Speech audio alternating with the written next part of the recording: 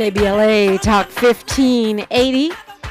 And we do have a lot to talk about as usual, and somebody great to talk about it with. He holds the Moores Professorship of History and African American Studies at the University of Houston. He's written extensively about all kinds of things. He's got his Ph.D. in history from Columbia, his J.D. from UC Berkeley, and a B.A. from Princeton. He has numerous books. You can find them at your local bookstore. You can find them on Amazon.com. And he is also all over YouTube if you want to see him lecture. Dr. Gerald Horne, good morning. Thank you for inviting me. Dr. Horne's your walk-on song, they don't really care about us. And for a guy that reads as much as you do, is that a warning, a reminder? Like, what does that song mean to you, Dr. Horne? Well, I'm sure that you and your audience are following the news of Mr. Trump threatening to have the U.S. military, the National Guard, intervene in U.S. domestic politics to deal with his purported antagonists and enemies. He's talking about camps for those migrants without documentation, talking about mass deportation. So I think that, if anything, that Michael Jackson's song is probably understated. Mm. When you hear the former president saying that, to me, the combination of that comment around using the National Guard and or the military, I mean, people were talking about Adam Schiff, and then his comment about one rough day of policing. I thought about activists. I immediately thought about any kind of opposition thinkers, organizers, professors, politicians. Well, I think both can be accurate. That is to say that with regard to people like Adam Schiff, the congressman from the Southland, presumably the next U.S. Senator from California, there can be a Justice Department investigation that proceeds swiftly that leads to his incarceration. With regard to people like yourself and myself, there won't necessarily be a Justice Department investigation. There can be the iron fist coming down on our heads. So both can be accurate. I mean, the thing about it is, I think because a lot of us don't pay as much attention, not just because you read, but because you're a scholar and a legal scholar as well, about these differences. When we talk about bringing in the National Guard and bringing in the military to punish political opponents, or he specifically talked about taking away CBS's license because he didn't like something they did in the debate. He talks about using institutions of government to punish political opponents. Explain why that crosses a line in terms of governance and democracy. Well, certainly there are legal barriers to having the U.S. military intervene in U.S. domestic politics. And so by invoking that specter, Mr. Trump is basically telling us that the gloves are off. And in any case, what we need to realize is that he's sending a signal to many of his unhinged supporters. Mark Milley, the former chairperson of the Joint Chiefs of Staff under Mr. Trump, who in the new Bob Woodward book is called Mr. Trump Fascist to the Core, he also has told Bob Woodward that he has installed blast-proof curtains at his house because with these alleged assassination attempts against Mr. Trump and the countless stories about what was suggested with regard to Mr. Obama, it's not just the state that we have to be worried about. We have to be worried about these unhinged supporters who take the law into their hands, feeling that they have a heads up from Mr. Trump. Yeah, and the situation with FEMA right now is an example of that, right? Where the MAGA New Confederates have started these rumors, and not just followers, but even people like Mike Johnson, who's the Speaker of the House, starting these rumors that FEMA's only giving a little bit, or they're not giving anything, or they're out of money. And now you have vigilantes attacking FEMA officers, which ironically is preventing the very people they claim to be helping from getting the help that they actually are eligible to receive. Well, it's not only that. There's an article in the New York Times yesterday about meteorologists, people who give weather reports on television and radio, now receiving death threats because some of the unhinged are blaming the bad weather on weather reporters, for example. And then there are all the election officials who have received threats because basically the message from the MAGA right is that you should not only condemn the message, you should kill the messenger. If the messenger is bringing news about bad weather, well, get rid of the weather person. If the election official is bringing news that your candidate has lost, get rid of that election official. We're entering very dangerous territory, to put it mildly. I mean, yeah, that's laugh to keep from crying laughter right there to me, because it's really giving medieval times for me. Well, it's probably worse than that, because I would like to say, and I hope that I'm correct in saying, that there is a mass fight back and pushback against what is going on in the United States of America. But at the same time, the fact that we're, less than 3 weeks before the election, and the election is said to be tightening, raising the possibility that Mr. Trump, with all of his flaws and demagogy, can be returned to the White House within a few months, that in itself is hair-raising. Yeah, I mean, when I say medieval, I was just thinking of the kill the messenger thing. Oh, the weatherman says it shall rain. Off with his head. I think when, and now part of the MAGA conspiracy ecosphere is saying that that Biden controls the weather. And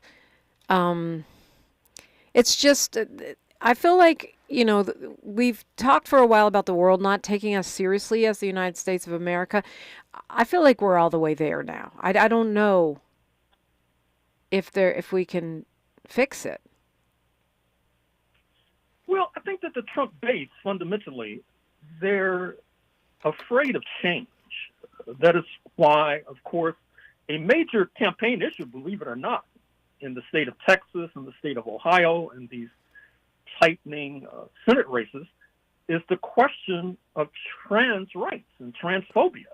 And one wonders if that has anything to do with the fact that many men in particular are upset and discombobulated with changing gender roles, and therefore the besieged trans community gets the brunt of their anger. Which is a tiny community. I mean, the trans community is less than 1% of the population, right?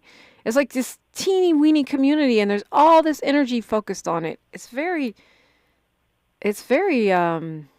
feels very manipulative.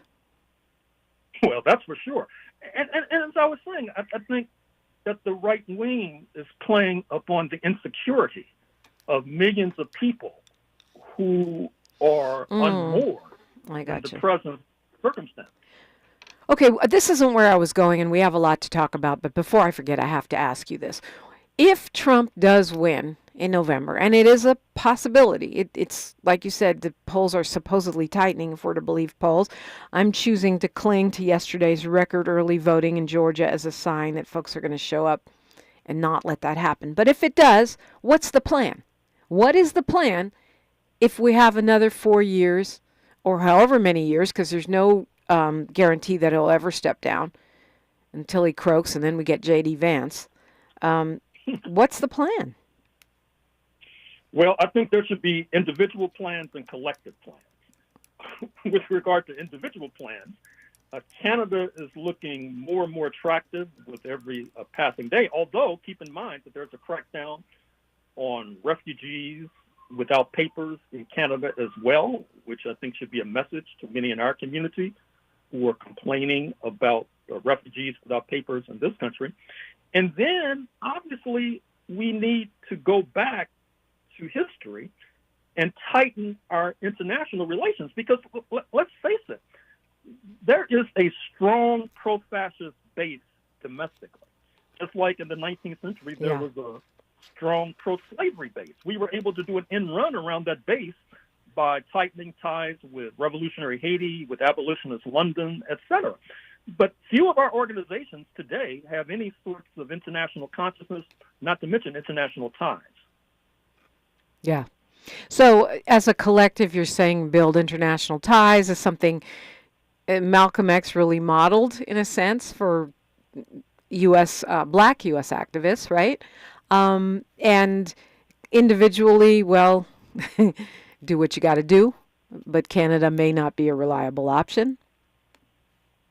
Well, I must say that individually, I'm looking at Canada.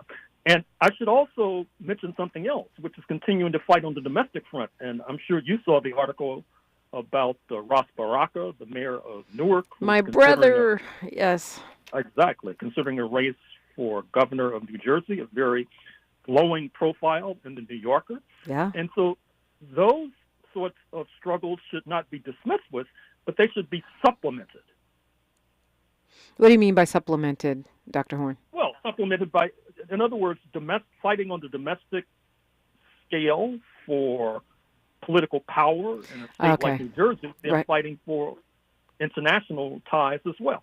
Right. So build our strongholds in the United States, strongholds for freedom or progressivism or whatever you want to call it, at the same time expanding our international solidarity with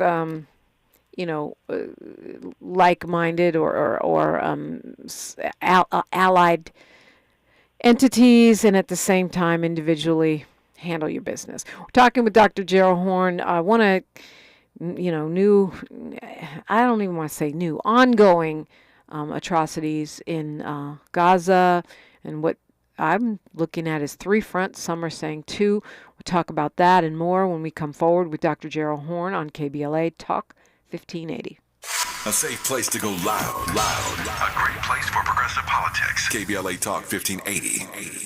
Tabitha Smiley's new book, The Covenant with Black America, 20 years later, is now on sale everywhere. This classic text shot to #1 on the New York Times bestsellers list almost 2 decades ago. If you have the original book, you will surely want to get this 20th anniversary edition with powerful new contributions from today's leading voices. This 20th anniversary edition presents a compelling blend of historical insights and contemporary urgency in this critical and unprecedented election year. Get your copy of The Covenant with Black America 20 years later today. Watch out! You got me! The galaxy is safe once again. In the pretend universe, kids play with pretend guns. In the real world, it's up to us to make sure they don't get their hands on a real gun. If you have a gun in the house, keep it locked, unloaded, and stored separately from ammunition. Safe gun storage saves lives. Learn how to make your home safer at endfamilyfire.org. That's endfamilyfire.org. Brought to you by End Family Fire, Brady, and the Ad Council. Whoa, it's you, the Capital One Bank guy. That's what they call me. Mind if I get a selfie? Yeah, sure thing. Say no fees or minimums on your Capital One checking account. Wow, that's a keeper. So, where are you heading? I'm off to spread the good news that Capital One helps people keep more money in their wallet with no overdraft fees. Oh, you're the best Capital One Bank guy. Hey, mind if I get a selfie? Sure. Say, Capital One, what's in your wallet? Terms apply. See CapitalOne.com/bank for details. Capital One N.A. member FDIC. My friends swim no matter the season, but my moderate to severe plaque psoriasis can sometimes take me out of the moment. Now, thanks to Skyrizi and clear skin, count me in. With Skyrizi, Risankizumab Riza, a prescription-only 150 milligram injection for adults who are candidates for systemic or phototherapy. 3 out of 4 people achieve 90% clear skin at 4 months. Don't use if allergic to Skyrizi. Serious allergic reactions and an increased risk of infections or a lower ability to fight them may occur. Before treatment, your doctor should check for infection and tuberculosis. Tell your doctor if you have an infection or symptoms such as fever, sweats, chills, muscle aches, or cough, or if you plan to or recently received a vaccine. Thanks to Skyrizi, there's nothing on my skin, and that means everything. Ask your doctor today about Skyrizi, the #1 dermatologist-prescribed biologic in psoriasis. And visit skyrizi.com or call 1-866-SKYRIZI to learn more. I spray and scrub, but the soap scum in my bathtub is still there. I spray and scrub, but the burnt sauce on my stovetop sticks around. Sprays can leave grime behind, but Mr. Clean Ultra Foamy Magic Eraser combines the scrubbing power of an eraser with the cleaning power of Dawn to melt away tough messes on contact. Just wet, squeeze, and erase. Stop spraying, start erasing, and clean with more magic than ever with Ultra Foamy Magic Eraser. Mr. Clean, Mr. Clean. Thanks for waking up with Dominique DiPrima on KBLA Talk 1580. Talking with Dr. Gerald Horne, and you're getting a lot of love in the chat. Dr. Horne doesn't surprise me. Terry says, hello, Dr. Gerald Horne, my favorite revolutionary scholar. I love your brilliance, power to the people. Willie Frazier just simply says, Dr. Gerald Horne. B. Bella Bad Dog Bullies says, move to Africa. Terry says, I'm going to visit Africa this January. Are you going there too? Honestly, reminder, Saturday, I know it's Taste of Soul, but we also have a Zoom meeting on our planned Africa trip this coming summer in June. We are going west. You can find out more about that at africanfocus.org. And I'm not going to tell you where I might go, but the motherland is looking mighty good. Dr. Horne, what about that? You know, folks are looking to Africa, but Africa has its own struggles, and honestly, it's 54, 55 countries, depending on who you ask. It's a whole huge continent with a lot of different conditions, and many times, from my experience, it's great for us to visit as tourists, to support, but to try to go there, compete with folks in emerging economies, unless you've got a big retirement check, might not be the best move either, right? And plus, it depends on what part of Africa, as you suggested, that we're talking about. For example, the news out of Southern Africa right now is rather grim in terms of this drought, sort of a century-long, a drought of proportions that has not been viewed or has not been witnessed or experienced in a century or more. And then if you talk about East Africa, Ethiopia, already we were very alarmed by this growing alliance against Ethiopia, spearheaded by Egypt and Eritrea and Somalia, each of whom have unique and peculiar grievances against Ethiopia. With regard to West Africa, there's the rise of religious zealotry. That is to say, you know about Boko Haram, northern Nigeria, for example, which is still on the march. They have comrades in the Sahel, in Mali, Burkina Faso, and Niger. I'm not trying to discourage anyone, but I am saying that before you renew your passport and apply for visas, study the area to which you plan to move. Right. And have a plan for how you're going to support yourself. Don't assume you can get a job there or that you can just, that you'll have financial support. Let's circle back a little bit about this drought, because I have not been tracking it. Southern Africa is home to so much natural beauty. I remember maybe it was 10 years or so ago when Cape Town was this close to running out of water. But right. Southern Africa is also supported by tourism, right? The safaris, there's so many beautiful animals and endangered species. All of that could be threatened with an extended drought. It's not only that, but then you have countries like Zimbabwe, which are coming under fire because what they're doing is they would put it, culling elephants. That is to say, elephants are being accused of storming small villages and killing humans. And then, of course, the meat is being used to feed people because of the related question of spreading hunger.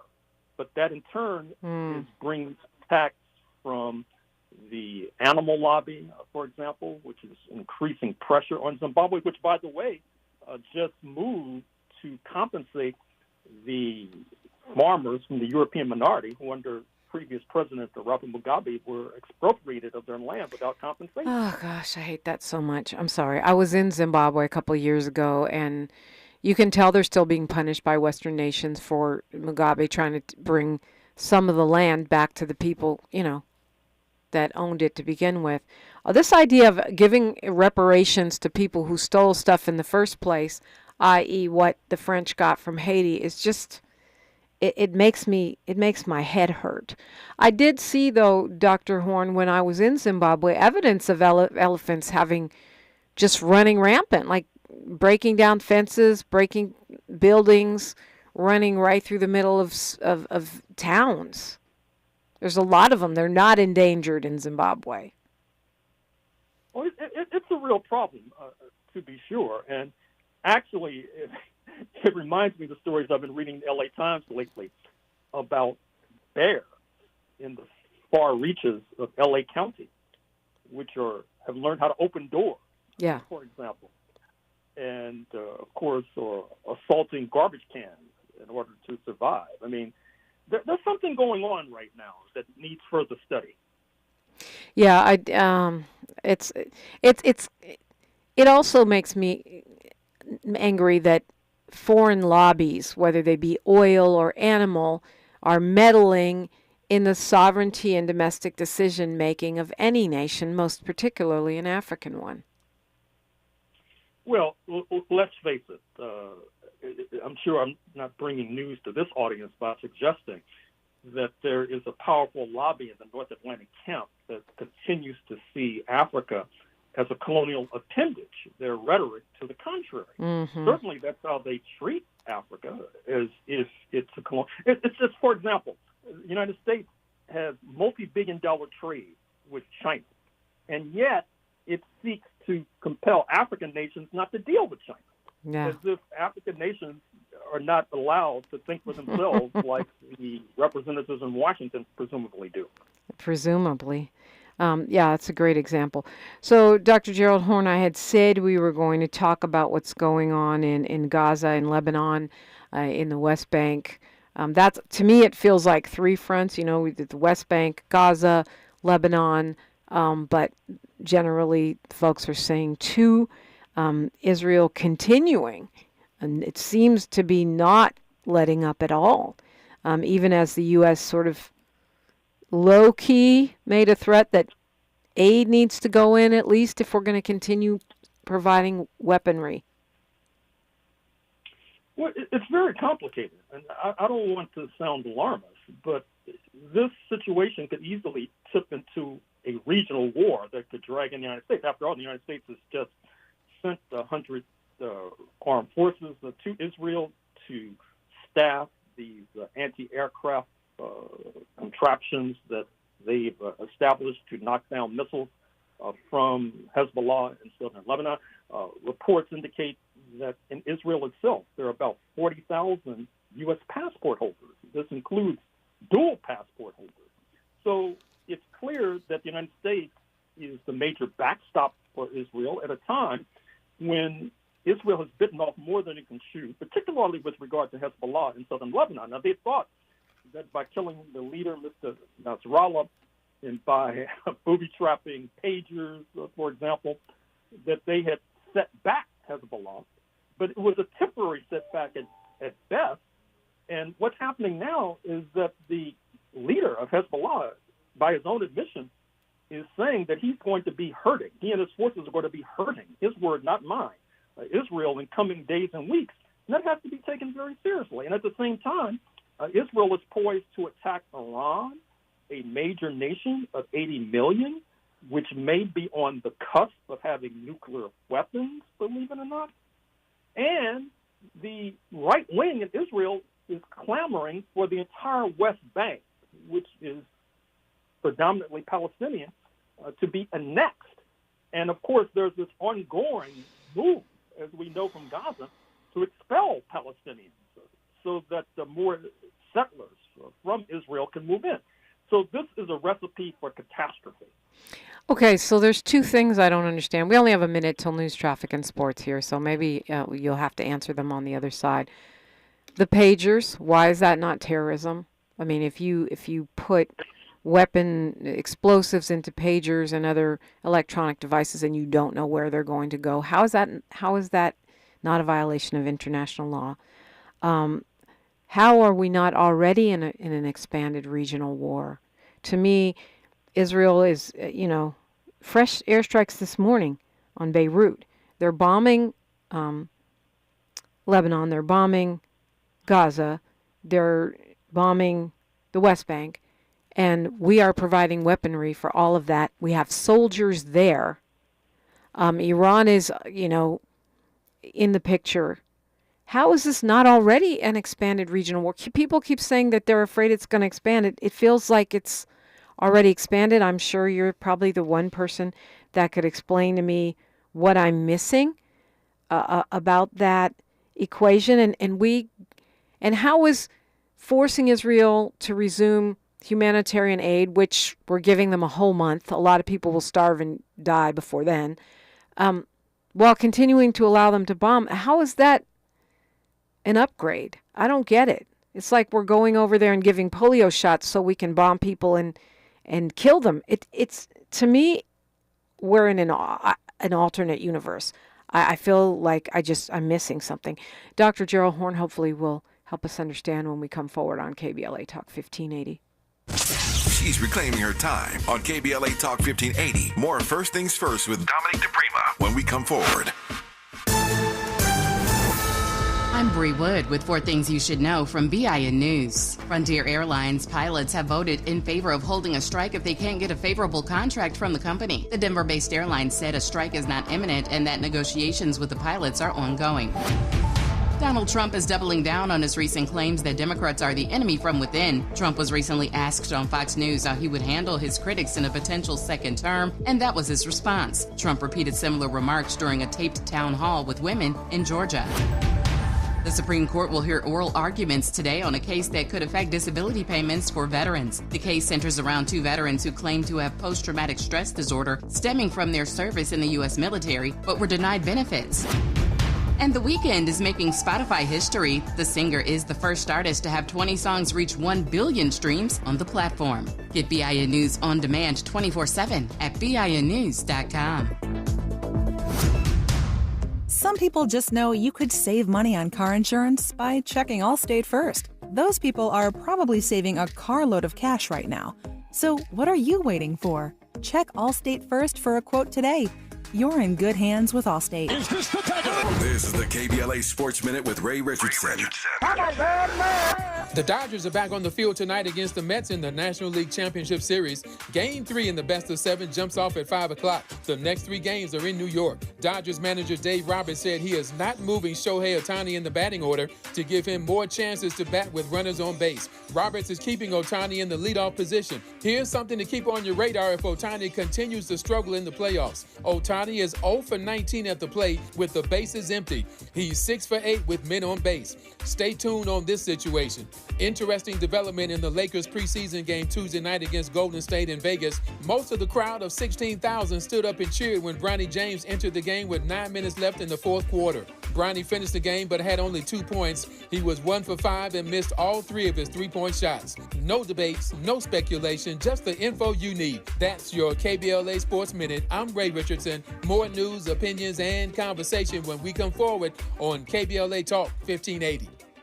Have you heard of the 50-30-20 rule? This can help you spend and save your money wisely. So, how does it work? Distribute your dollars into 3 buckets. 50% towards needs, 30% towards your wants, and 20% goes to savings. Use this tool to help your journey to financial success. Sponsored by J.P. Morgan Chase & Company. Chevy, All the Things 2024 Truck Season Radio 30, code GWMR 0294000.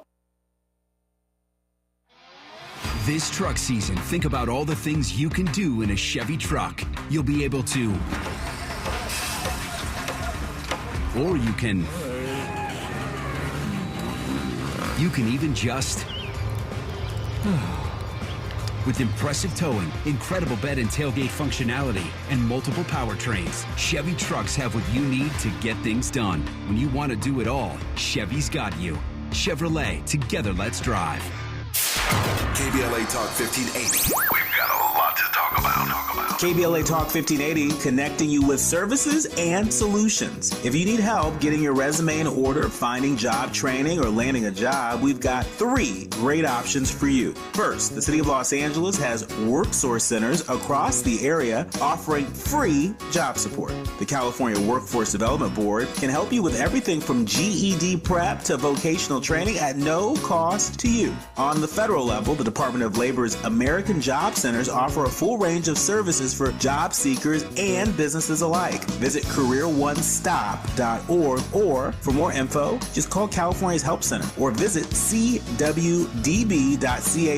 or call 916-657-1440. For the City of Los Angeles programs, go to ewd.lacity.gov or call 213-744-7300. All these services are free to help you get your next job.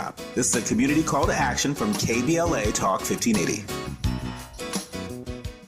The possibility of lung cancer can be pretty scary, especially if you're one of approximately 8 million current or former smokers at high risk. That's why SaveByTheScan.org wants you to know that now there's a breakthrough low-dose CT scan that can detect lung cancer early, and it only takes 60 seconds. You stop smoking, now start screening.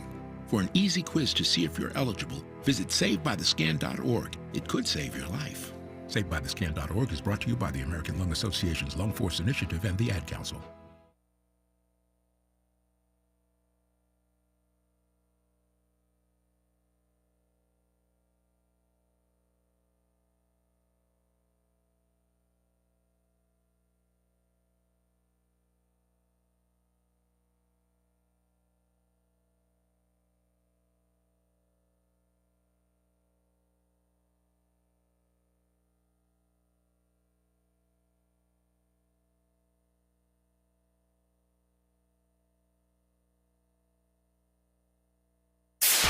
KBLA Talk. Death. Police-related deadly force which results in an individual's death. Police-related death includes in-custody deaths, including those that arise during contact with law enforcement officers during arrest, pursuit, booking, transport, or incarceration. The Autopsy Initiative has a team of board-certified pathologists on call. An autopsy request may be completed by anyone with a close relationship with the victim, which may include the victim's spouse, partner, relative, close friend, or lawyer. To request a free second autopsy for a victim of police violence, please visit knowyourrightscamp.com. That's knowyourrightscamp.com. Then click on Autopsy, then click on Request. At KBLA, we believe in justice for victims of police violence. We say their names, and we don't black down. This is a community call to action from KBLA Talk 1580. We're not for everybody, but we're for everybody. You're listening to KBLA Talk 1580. We're talking with Dr. Gerald Horne, perhaps the only man who can write books faster than you and I can read them. Dr. Horne, what is your latest tome, and where might we find it? My latest tome, as you put it, is on the Southland. Armed Struggle, Panthers and Communists, Black Nationalists, and Liberals in Southern California through the 60s and 70s at better bookstores everywhere. Certainly you can find it at various online sources. And as we speak, I'm writing a book on slavery in Washington, D.C., which should be out sometime next year. That'll be a good one. But I fear I'm going to still be reading Armed Struggle. It's on my desk right now. It's a great book. It's thick, though. But it's actually really enjoyable. So congrats on that. Okay, so I posed a bunch of questions I just don't get. First, let's start with the pagers. Israel rigged up these pagers that would blow up when people were using them.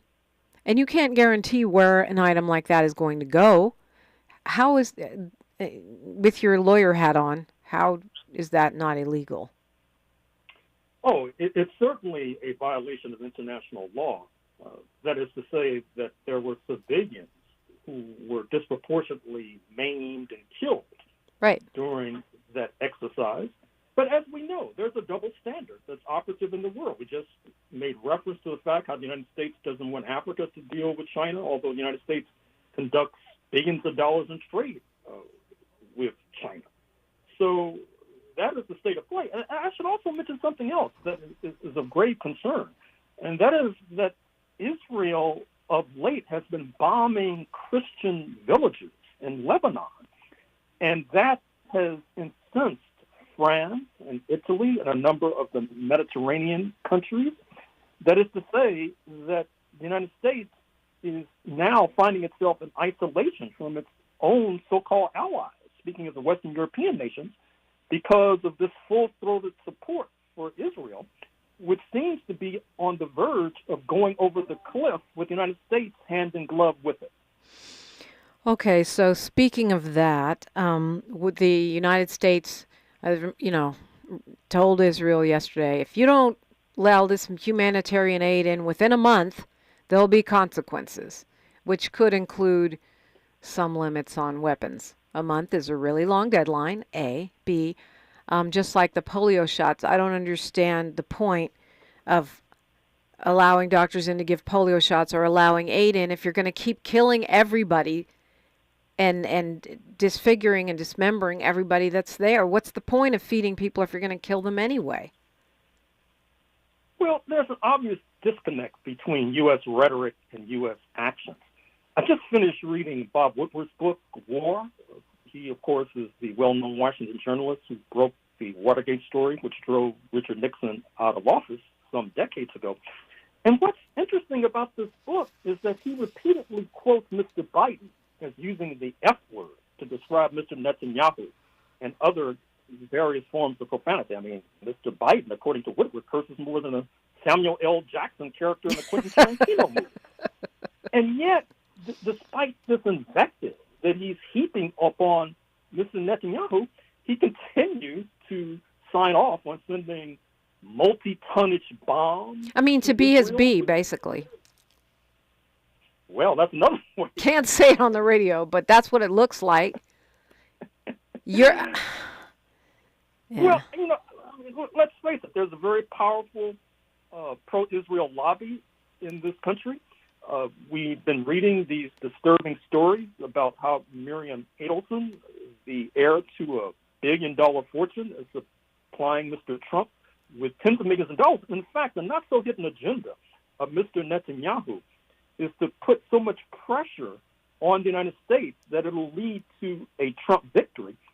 And I dare say, if there's a Trump victory, suddenly you'll find Mr. Netanyahu somehow finding the road to negotiating more seriously, for example. Yeah.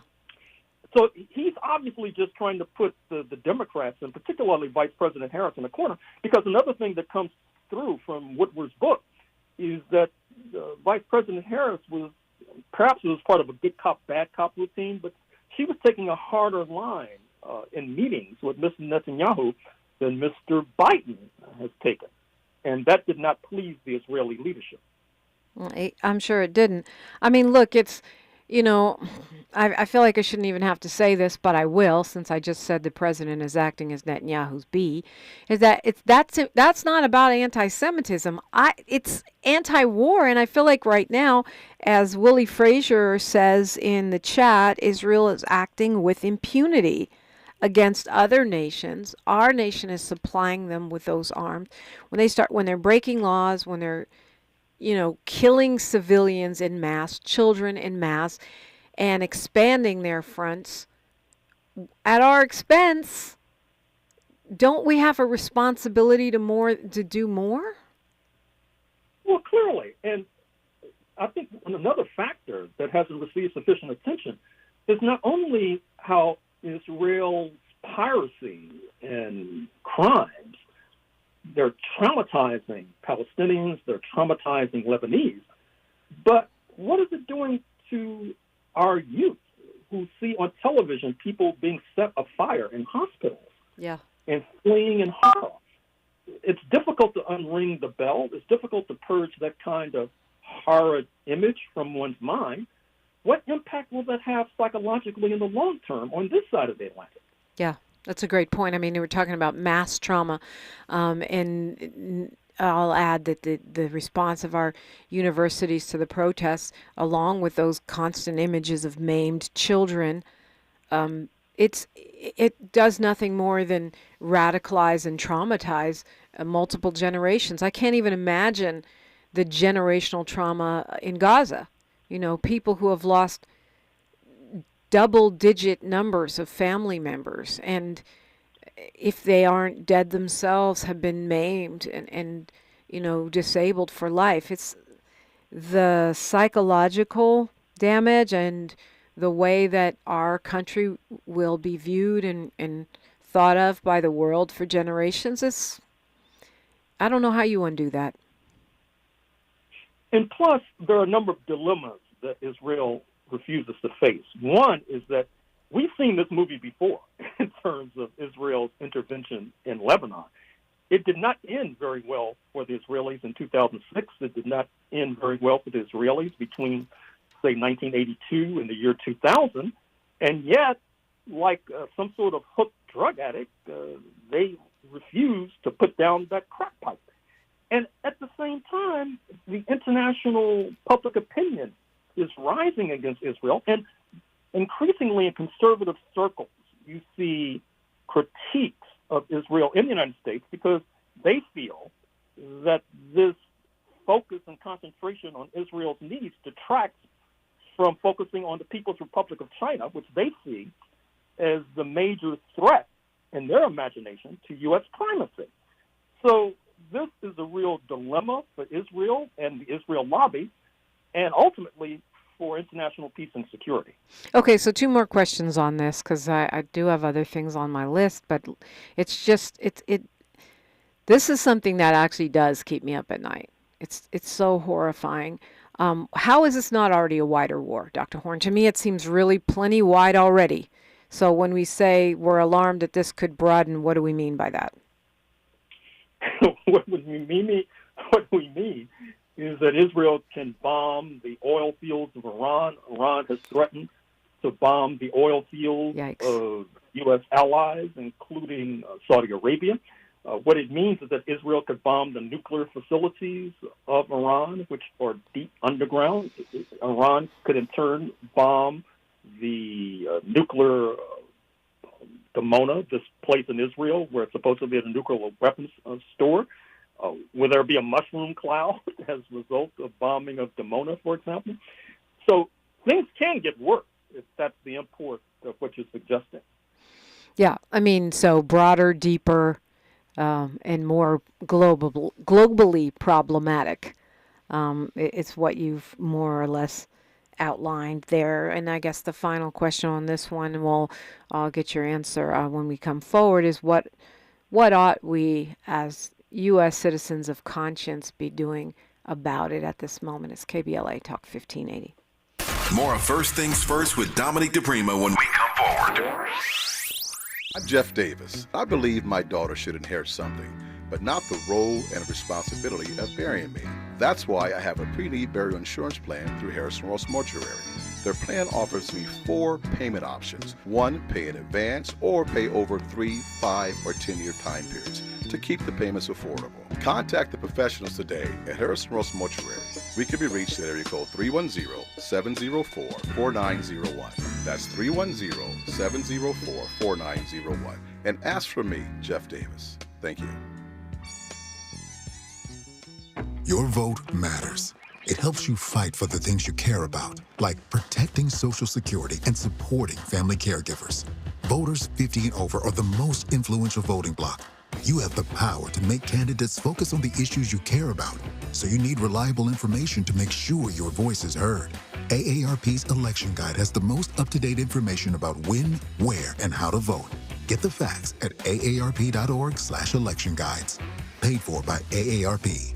Medicare open enrollment is here, and it's a time you can make changes to your health coverage. Yet, watch out for enrollment and marketing scams. Remember, Medicare will neither call you nor solicit your business. Guard your card. Never give out your Medicare number to strangers. Unsolicited calls, door-to-door visits, and emails are prohibited. Take your time. Don't feel pressured to make a quick decision. Report scams to our California Senior Medicare Patrol at 1-855-613-7080. After you use Bounce Dryer sheets and realize how fresh, soft, less wrinkled, and less staticky your laundry can be, you'll put a sheet on your every time.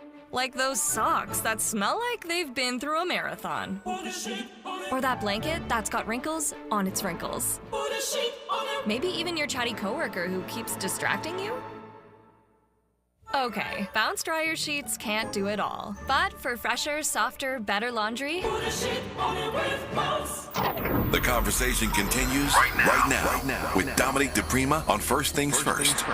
And I'm talking with Dr. Gerald Horne. He's an author and an historian, actually, at the University of Houston. Dr. Gerald Horne, for those watching the horror unfolding in Gaza, in the West Bank, in Lebanon, what do you think is the most effective or important thing we could be doing?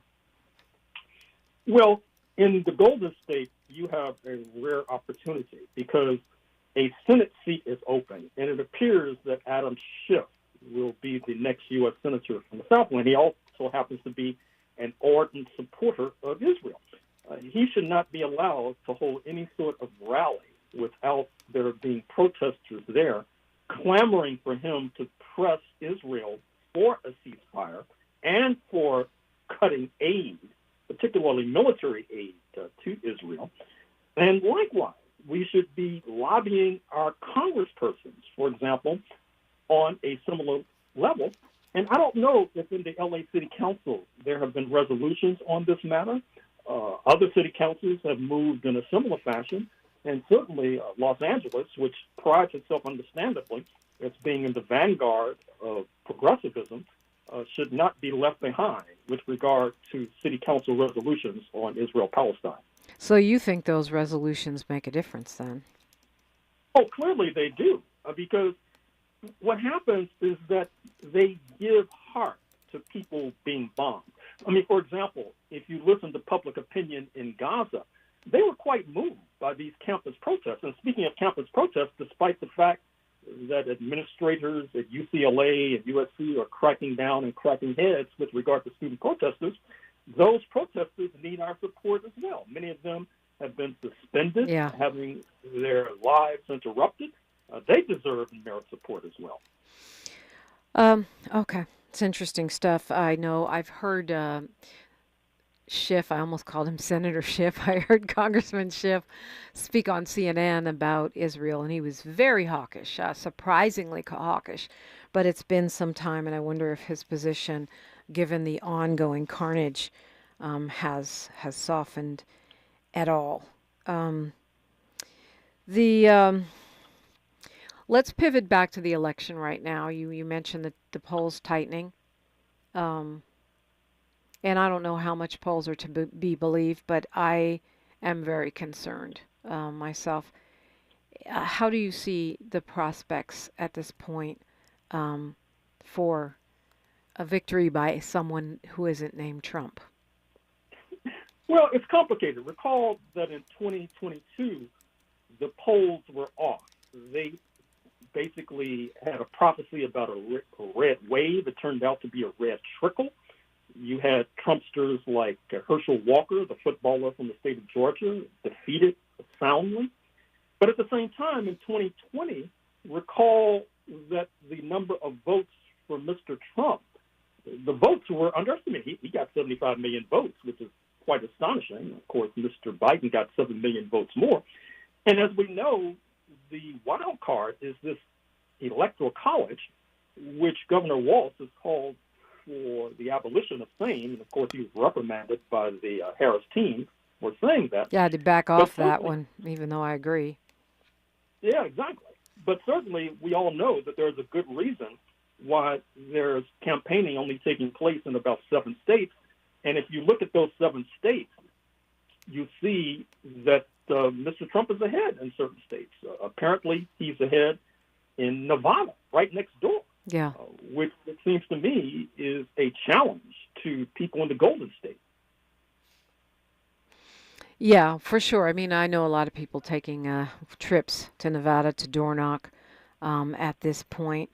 And again, we don't really know how accurate polling is. I keep saying we should believe the polling to the extent that it motivates us to go and make phone calls and knock on doors, but don't believe the polling to the extent that it discourages us and makes us feel overwhelmed. Well, let's face it, I don't know about you, but when I have an incoming call on my phone and I don't recognize the number, I usually don't answer. Yeah. And we have to wonder, who are these pollsters talking to? Are they talking to the 80-year-old folks who still have landlines, for example? And if so, is that tipping the polls in one direction or another?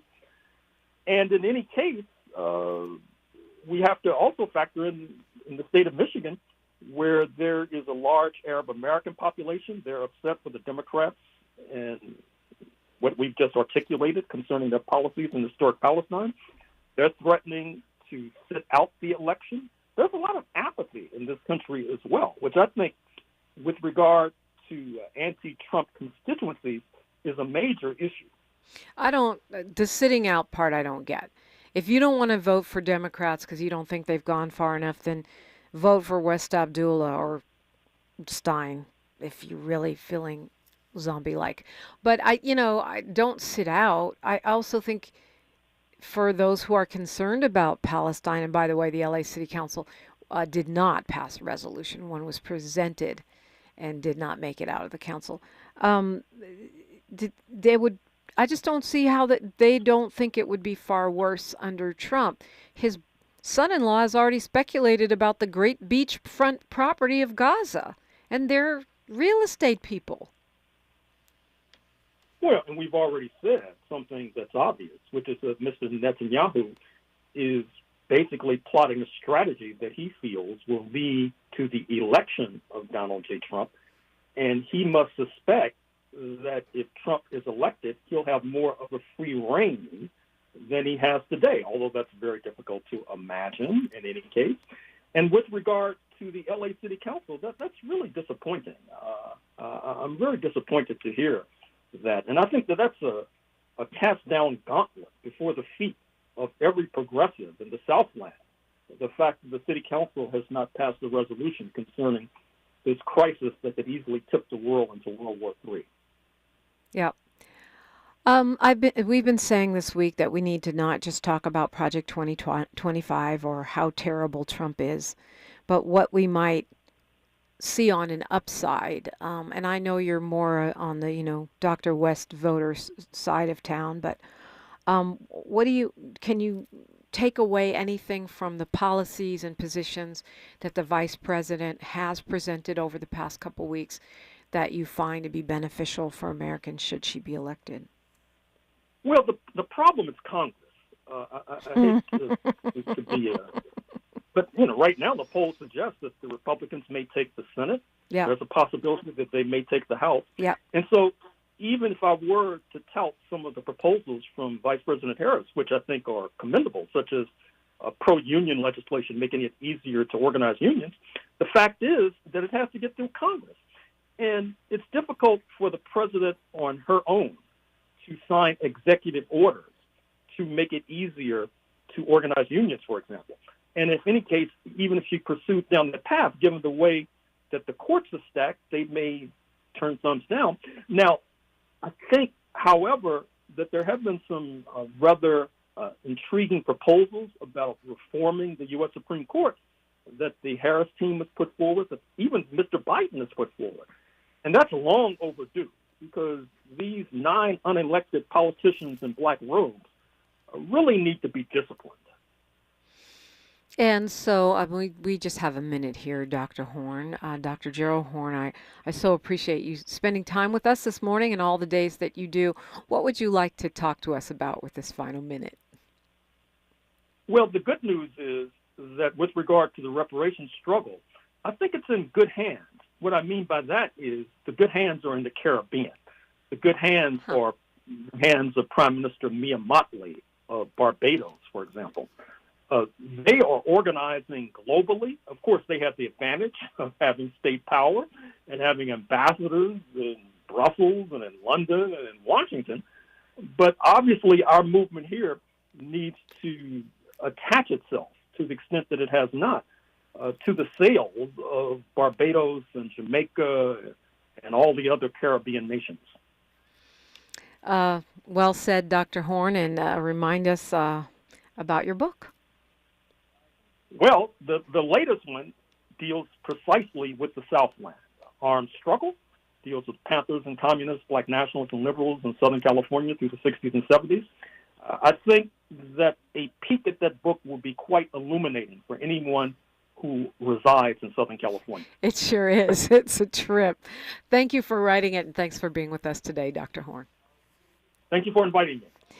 Tavis Smiley's up next. He's got a hefty Wednesday lineup for you. Should be a great, great show. On that note, I'm going to end with a quote from my own father, Amiri Baraka, a.k.a. Leroy Jones, and he says, "A man is either free or he is not free.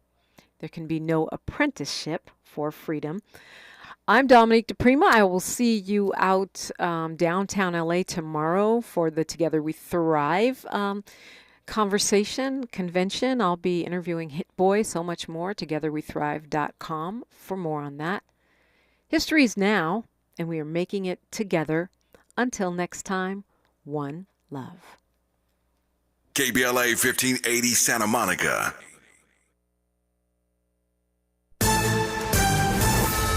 I'm Bree Wood with 4 things you should. A strike is not imminent and that negotiations with the pilots are ongoing. Donald Trump is doubling down on his recent claims that Democrats are the enemy.